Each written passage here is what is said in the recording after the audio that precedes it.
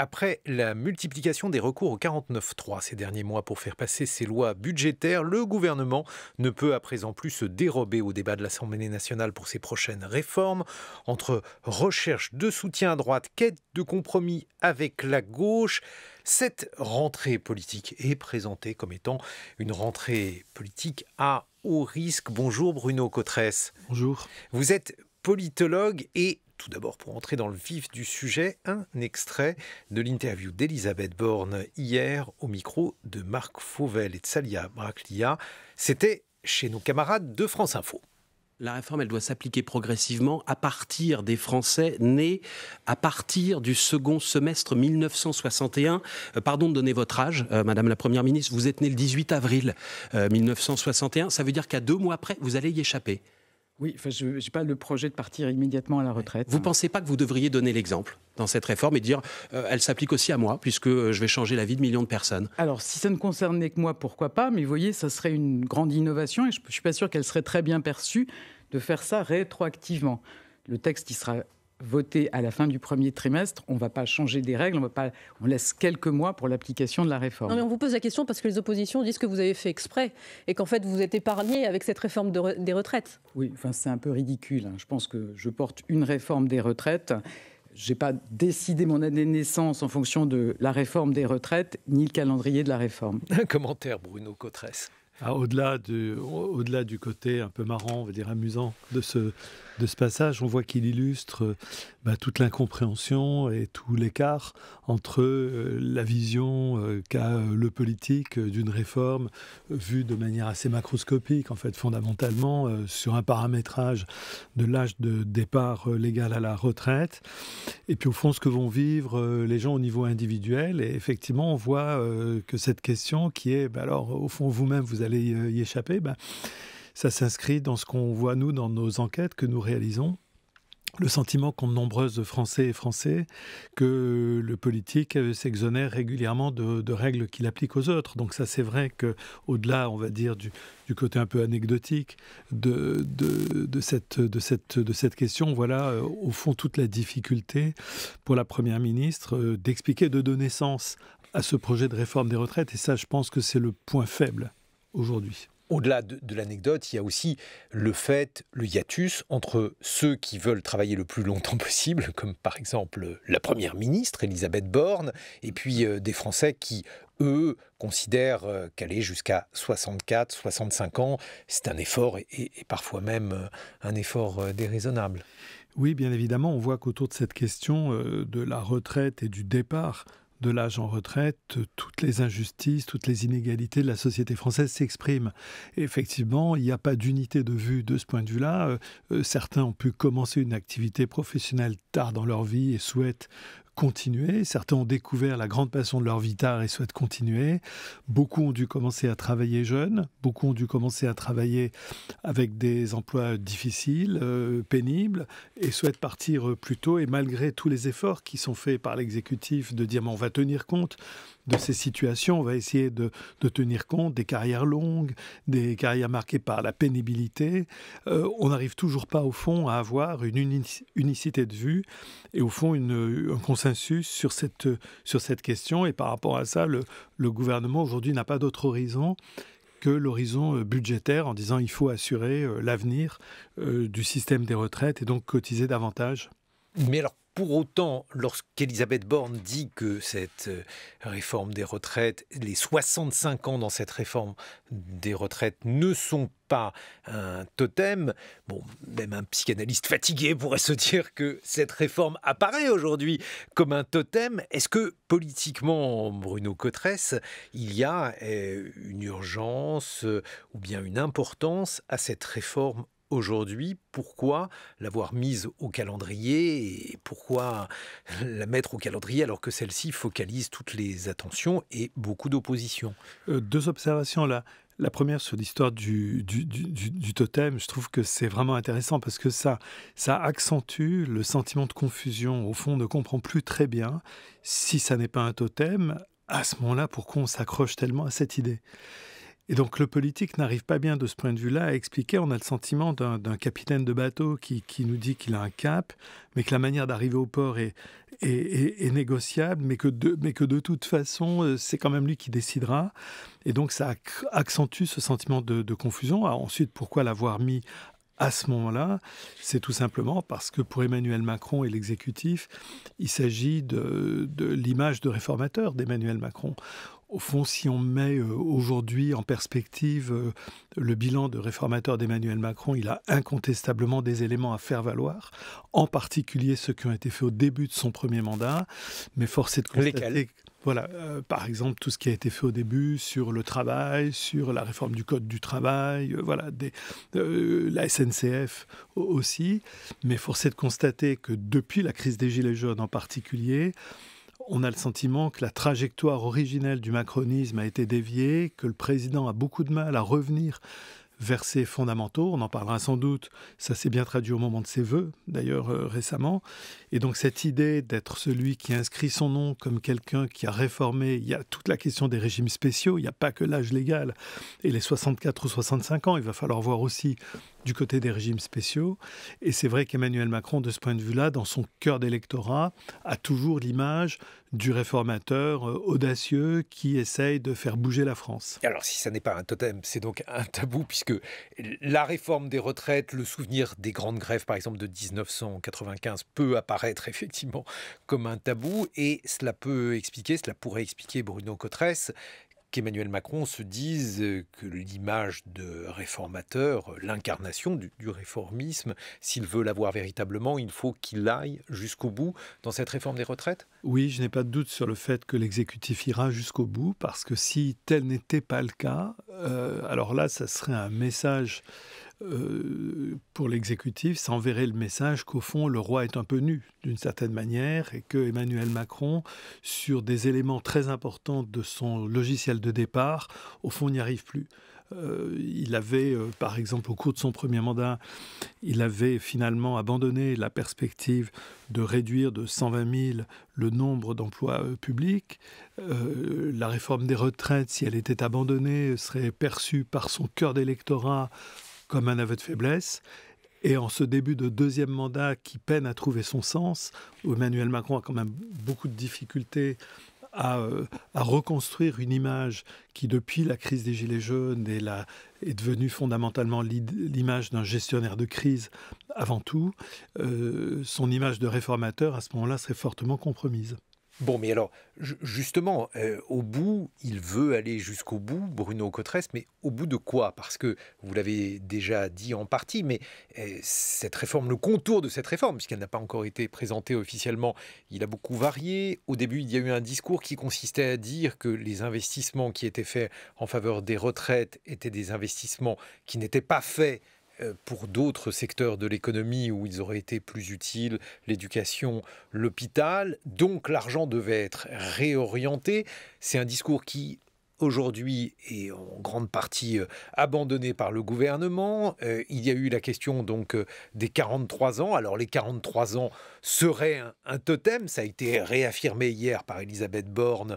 Il n'y aura pas besoin de cotiser plus de 43 ans. Bref, là aussi, il n'est pas évident de voir à la fois pourquoi on fait cette réforme, dans quel but et quels sont ses contours précis. Oui, au fond, l'idée de travailler plus longtemps et que la vie s'est allongée, donc il faut travailler plus longtemps, et globalement une idée qui est assez admise dans la société. Elle est beaucoup plus admise qu'il y a 20 ou 30 ans. Par contre, ce que traduit la forte opposition à ce paramétrage de l'âge dans l'opinion publique, je dirais pour moi, il y a deux aspects. D'abord, il y a le sentiment d'une vis qu'on tourne toujours dans le même sens, avec en toile de fond cette dimension très structurelle de la société française, très marquée dans l'opinion, de vivre dans un pays qui est marqué par l'injustice. Avec, la vis tourne toujours dans le même sens, on demande toujours des efforts, et on se demande quand est-ce que ces efforts incessants vont s'arrêter, malgré tout le discours sur les carrières longues, la pénibilité, ça n'y fait rien, c'est le premier aspect. Et puis surtout, il y a le deuxième aspect, c'est l'absence de projet de société qui s'exprime à travers le seul paramétrage de l'âge, malgré tout le discours sur l'employabilité des seniors. Et donc l'exécutif, le pouvoir, n'arrive pas à répondre à une question au fond assez simple mais fondamentale pour les Français, qui est travailler plus longtemps, donc rester plus âgé à son poste de travail, mais pourquoi faire ? Alors, Pourquoi faire ? Est-ce que c'est pour cotiser davantage, plus longtemps, ou est-ce que c'est véritablement sur un projet de société, sur par exemple que veut dire la fin de carrière et comment la gérer ? Alors, il y a quand même un correctif à cela, à cette vis qui tournerait dans le même sens. Cela a été affirmé avec force hier par Elisabeth Borne. C'est cette retraite minimale à 1 200 € à 85% du SMIC courant 2023 au moment où la réforme entrera en vigueur. Cette réforme, elle est importante, elle marque donc un niveau minimal des retraites pour ceux qui ont cotisé les 43 ans, parce que c'est cela aussi qui doit entrer dans la balance, mais c'est une manière de dire que si l'on travaille plus longtemps, comme s'il s'agit d'une retraite par répartition et non par capitalisation, cela permettra d'assurer une retraite plus forte aux basses retraites. Il est bien évident que c'est un enjeu très important. C'est toujours bon à prendre, je dirais, de ce point de vue-là. Mais on voit bien à quel point cet énoncé comporte lui-même tout un tas de paradoxes. Au fond, qu'on dise que dans un pays développé, riche comme le nôtre, au bout de 43 ans d'activité, on puisse avoir une retraite de 1 200 € par mois, c'est-à-dire quelque chose qui ne permet tout simplement pas de vivre les coups des franches, de pouvoir bénéficier pleinement des quelques années qui restent à vivre. Cet énoncé est lui-même assez paradoxal et on voit bien à quel point et pourquoi cet énoncé ne suffit pas au fond, à répondre aux questions que pose cette question fondamentale, la juste rémunération du travail et des efforts que l'on a fait dans la vie, qui est aussi une des questions en toile de fond de la réforme des retraites et qui, pour le coup, est un vrai tabou, personne n'en parle, mais au fond, c'est de ça aussi dont ça parle, à travers l'opposition à repousser l'âge de départ légal à la retraite, il y a aussi de ça qui s'exprime. Est-ce qu'on considère qu'au fond, on obtient la juste rémunération de ses efforts à l'issue d'une vie professionnelle ?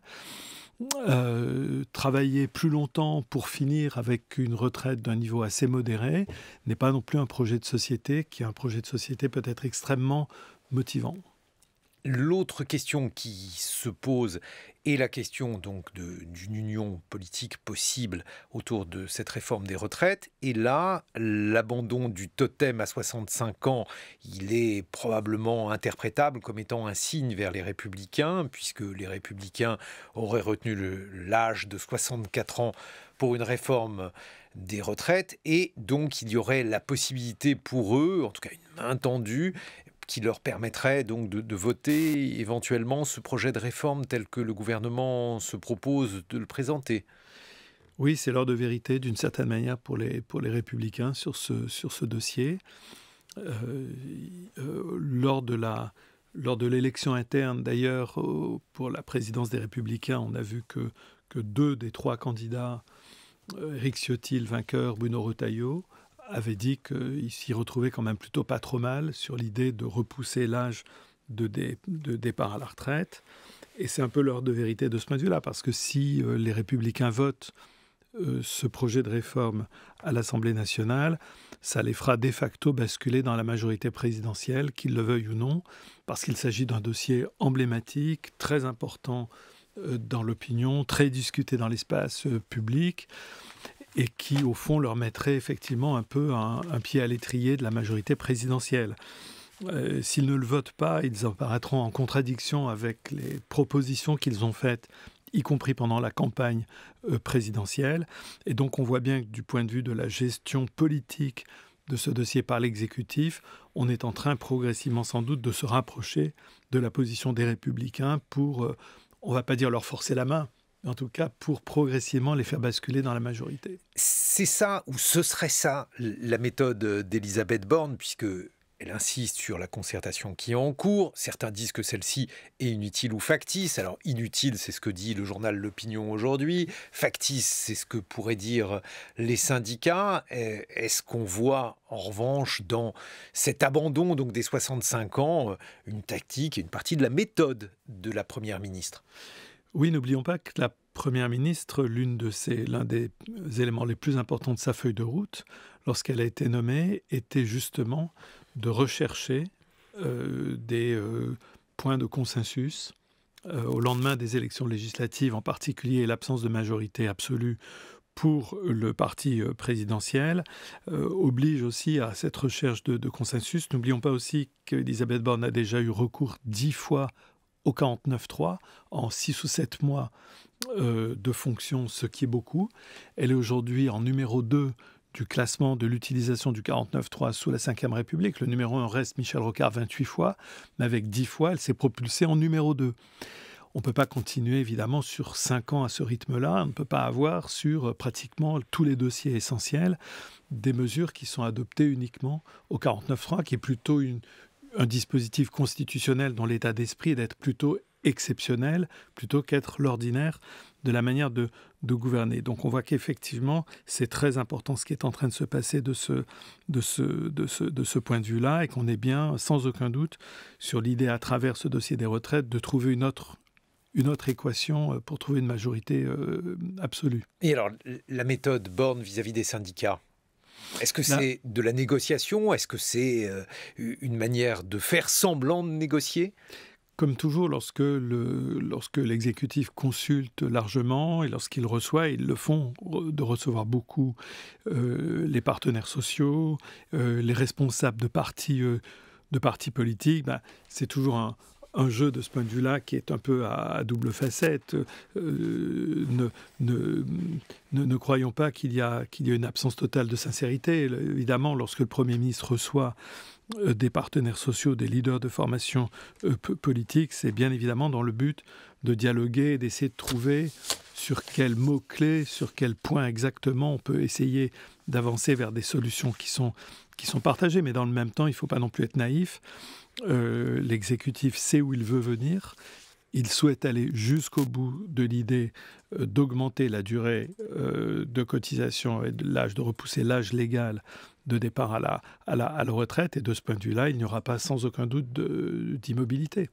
On se retrouve dans une vingtaine de minutes, Bruno Cotresse, pour évoquer cette rentrée politique à risque pour le gouvernement. L'un des risques, d'ailleurs, c'est celui qui orne le journal Le Parisien, comme les auditeurs sont peut-être en train de manger de la baguette, par exemple. Eh bien, la question des boulangers, avec la colère des boulangers vis-à-vis de la hausse des prix de l'énergie. Et on aura également l'occasion de revenir sur la crise qui traverse la gauche en général et la France insoumise en particulier. Nous serons également en compagnie du journaliste Stéphane Aliès, qui est journaliste à Mediapart. 8h sur France Culture.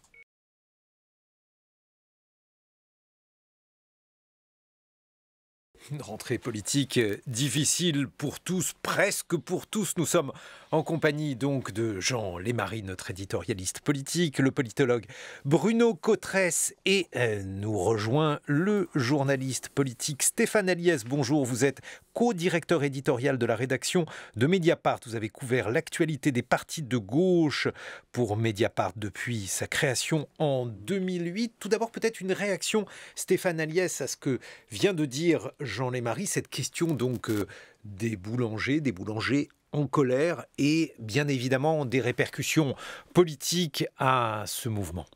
Ce qui est intéressant par rapport à la chronique de Jean Lémarie, c'est de voir qu'effectivement, ces corps de métier-là se politisent. Moi, je pensais aussi à Stéphane Ravaclé, qui avait été candidat NUP vers Besançon, qui était à l'opposé du spectre. Ce qui est intéressant, c'est que la politique, elle passe maintenant sous le radar des syndicats et des partis. On l'a vu sur la grève SNCF, c'est pareil. Maintenant, ça s'auto-organise de plus en plus depuis le mouvement Gilets jaunes.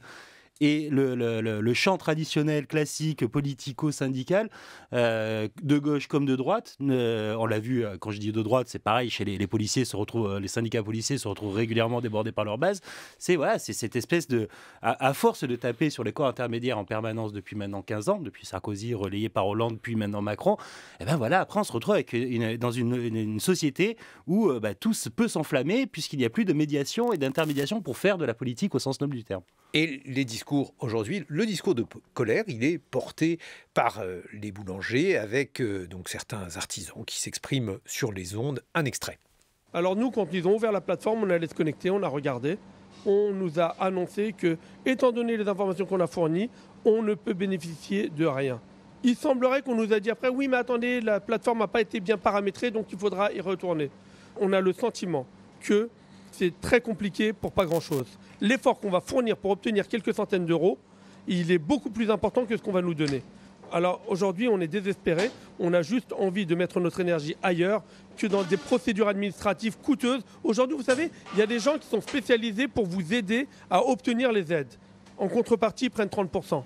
C'était un boulanger en colère. Alors ça, c'est un boulanger du 15e arrondissement de Paris. Hier sur France Info, une réaction, Bruno Cotresse. Oui, il m'a chez pas ces mots, ce boulanger. C'est vrai que c'est quelque chose qui est en train de percoler en profondeur dans l'opinion. Je pense à la fois pour la boulangerie, c'est un commerce de proximité.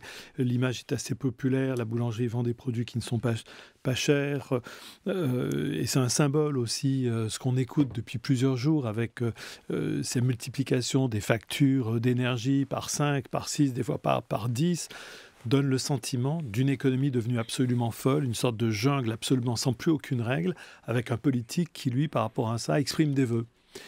Et donc, de ce point de vue-là, c'est vrai qu'il y a matière à souci, à la fois du point de vue de la cohésion sociale, et puis pour l'exécutif, dans sa gestion politique de ça, si le dialogue avec les syndicats est en panne, et qu'en même temps, c'est en train de prendre feu en dehors des syndicats, on a aussi les médecins, on a eu les contrôleurs de train. Donc sur de très nombreux fronts, on voit que la situation devient une situation qui effectivement est un peu une poudrière. Avec des jeux politiques, Jean Lémarie, alors parfois des jeux politiques avec certains oublis, puisque les Républicains soutiennent les boulangers, mais les Républicains avaient soutenu la libéralisation des prix de l'énergie, qui est la cause du malaise aujourd'hui de ces mêmes boulangeries.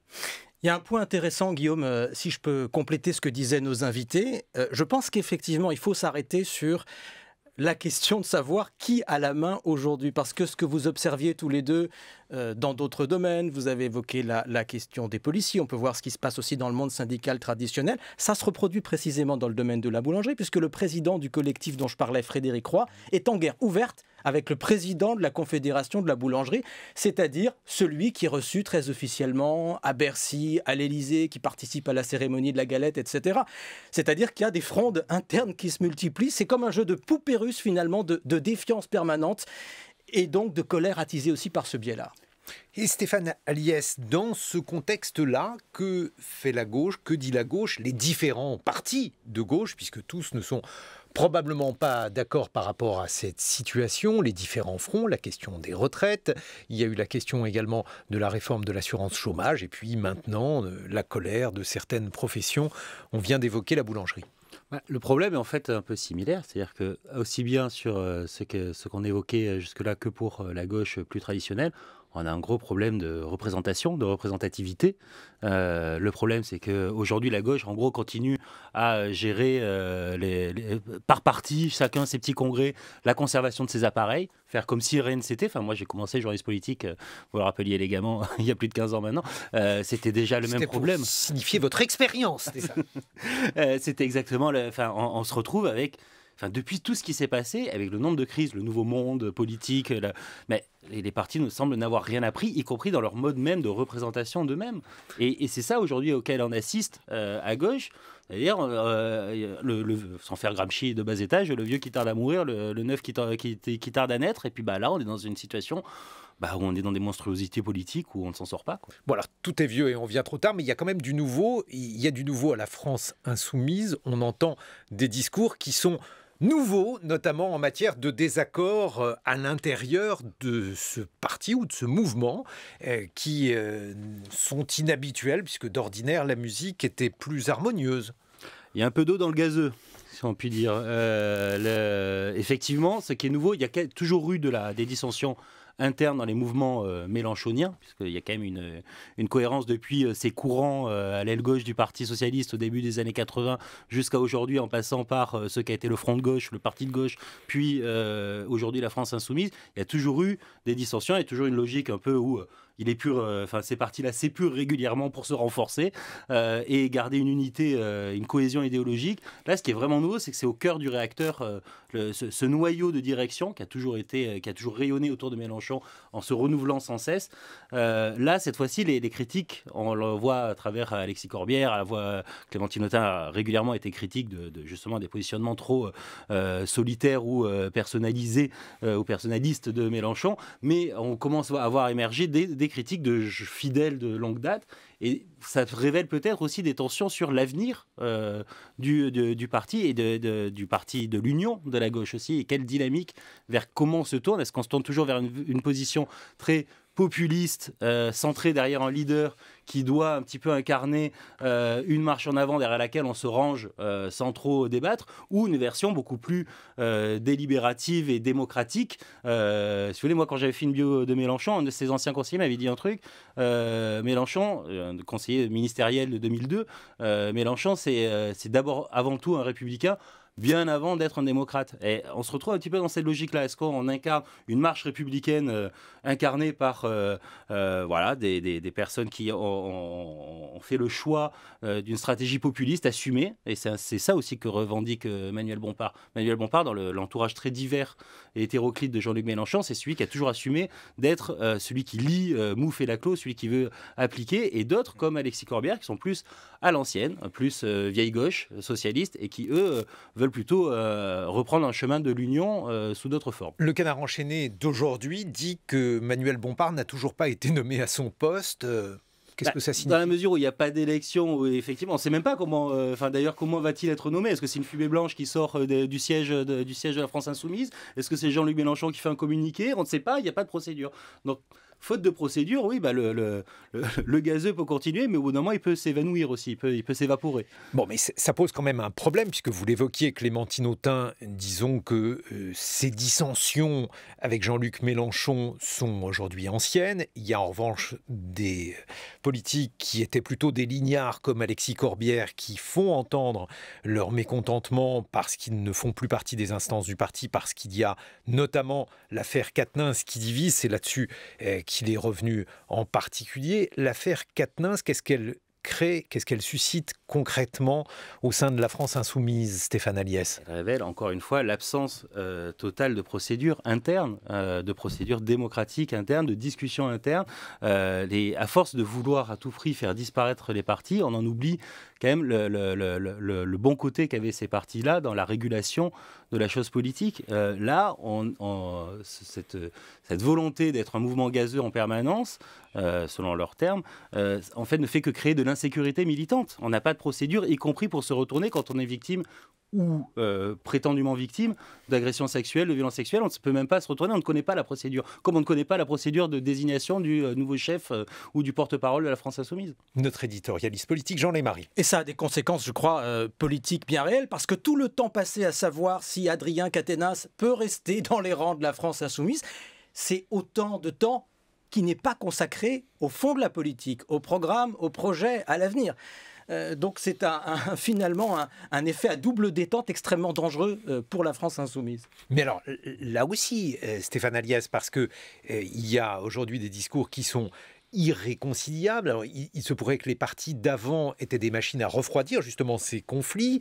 Et il y a Adrien Quatennens qui entend bien rester député. Certains le soutiennent via des pétitions au sein de la France Insoumise. D'autres, au contraire, souhaitent vivement son départ. Qu'est-ce qui peut se passer maintenant ?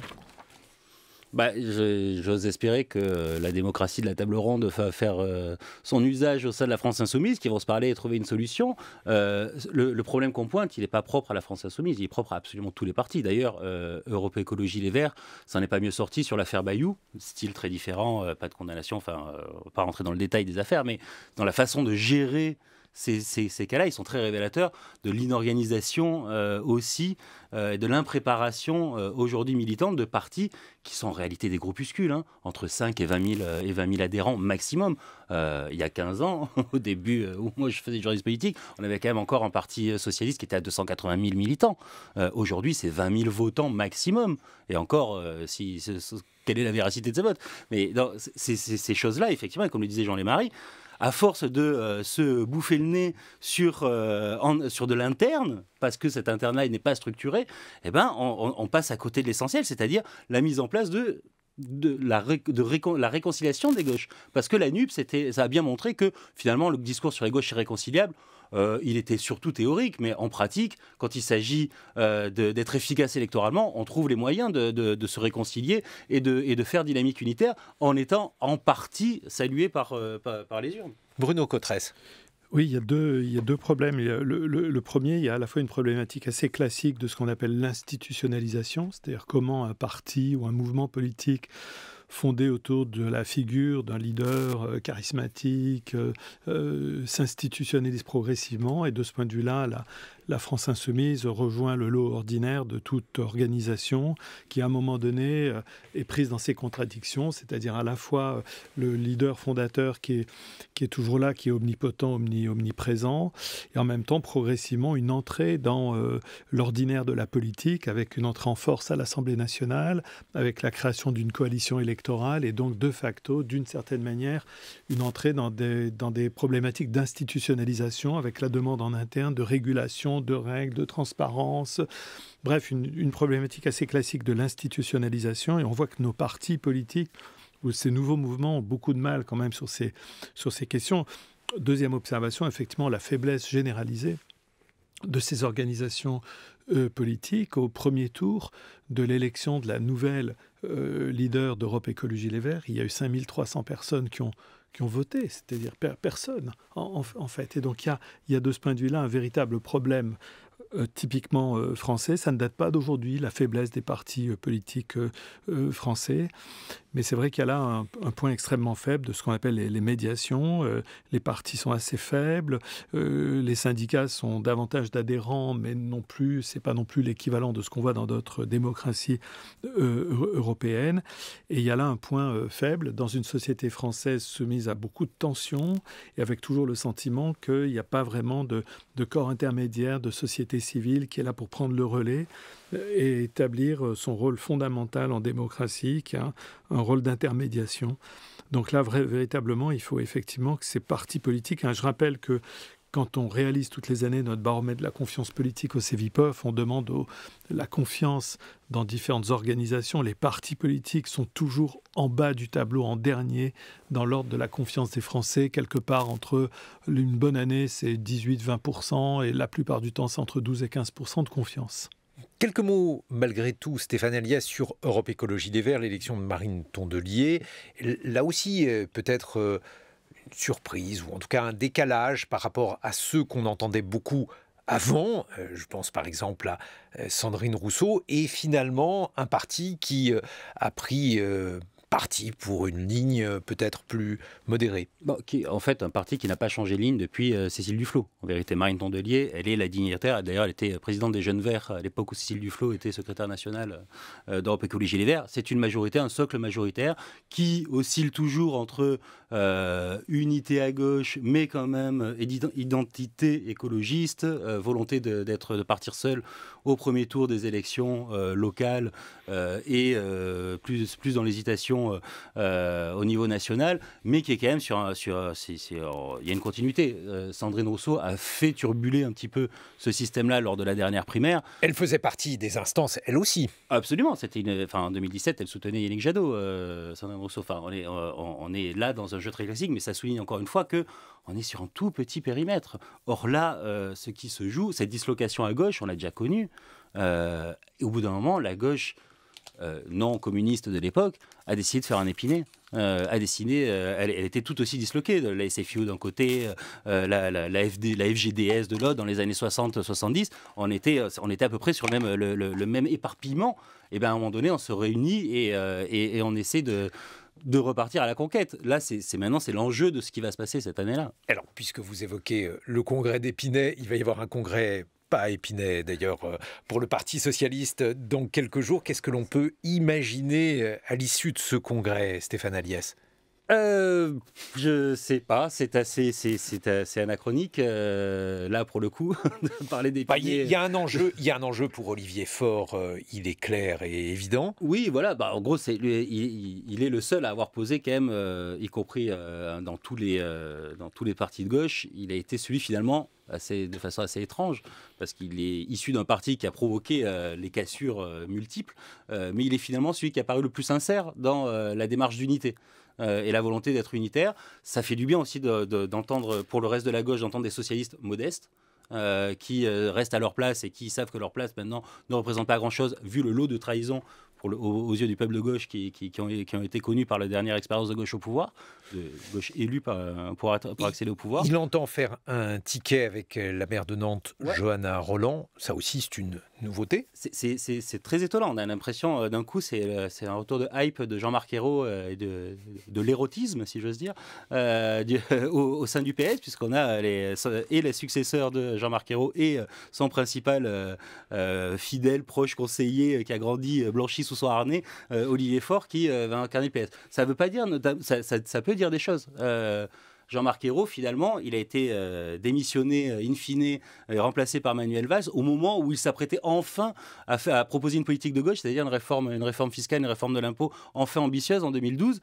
Il a été dégagé pour remettre Manuel Valls et passer dans le moment des gauches irréconciliables. Mais c'était le moment où, tant bien que mal, et sans grand panache et sans grand charisme, lui, pour le coup, il incarnait en tout cas une gauche issue du courant Popren, une gauche quand même qui se voulait Jean Popren, parce qu'il faut rappeler aux plus jeunes qui n'ont pas débuté la politique il y a 15 ans, Stéphane Agnès, Jean Popren était le tenant d'une vision laïque et assez orthodoxe du Parti socialiste. Et social surtout, et une gauche qui n'oubliait pas que dans le socialisme, il y avait social avant tout. Et Jean-Marc Ayrault, il était quand même le produit de cette histoire-là, même s'il avait accompagné beaucoup de la transition libérale du Parti socialiste, mais il essayait encore de tenir des bouts.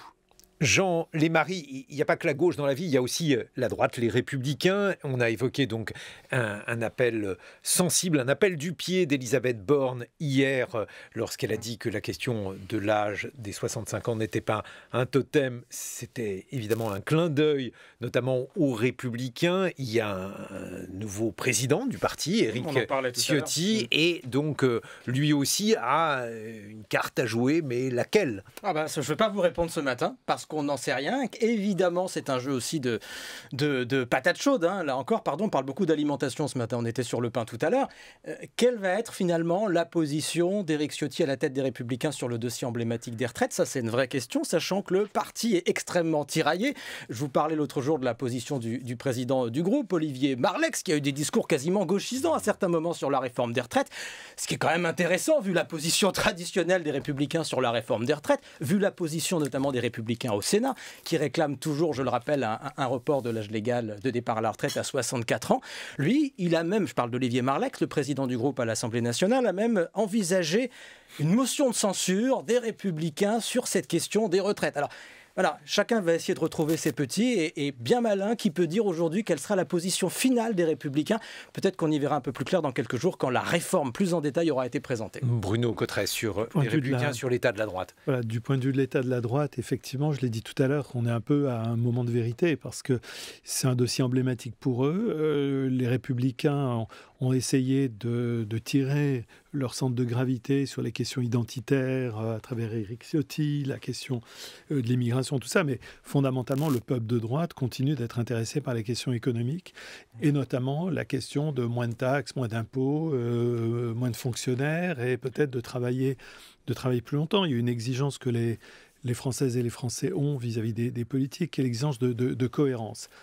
Et c'est vrai qu'on imagine mal, de ce point de vue-là, les Républicains faire une sorte de révolution complètement contre-intuitive et de contredire les positions qu'ils ont toujours soutenues sur cette question, y compris récemment dans l'élection présidentielle, il y a seulement quelques mois. Donc de ce point de vue-là, ils sont un peu presque conduits de facto à converger progressivement et à trouver une solution. Et c'est sans doute autour de ça que va se nouer les discussions entre l'exécutif et eux. Dans le cas où il y aurait donc une alliance entre les Républicains et renaissance, autrement dit la position gouvernementale, Stéphane Aliès, est-ce que ça clarifierait les choses pour la gauche? Est-ce que la gauche pourrait être unie dans la question donc d'un combat contre cette éventuelle réforme des retraites?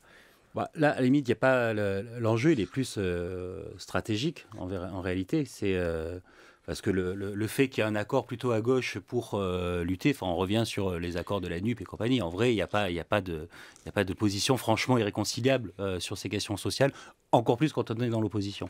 Maintenant, c'est comment la gauche ou ce qu'il en reste peut être utile au mouvement là qui pourrait s'amorcer au mouvement social. Est-ce que organiser des manifestations contre en parallèle des syndicats, est-ce que c'est utile? Ça fait 10 ans que c'est le cas.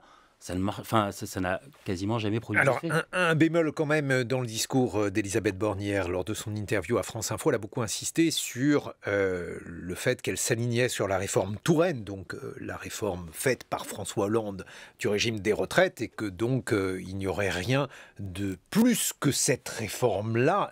On attend Jean Lémarie. Il peut y avoir une accélération tout de même de la mise en place de la réforme Touraine, et ça fait d'énormes différences. Hein. Mais effectivement, pas plus de 43 ans. Non, tout à fait, pas plus de 43 ans. Et martelé est un nom qui est facialement celui d'une ministre de la gauche.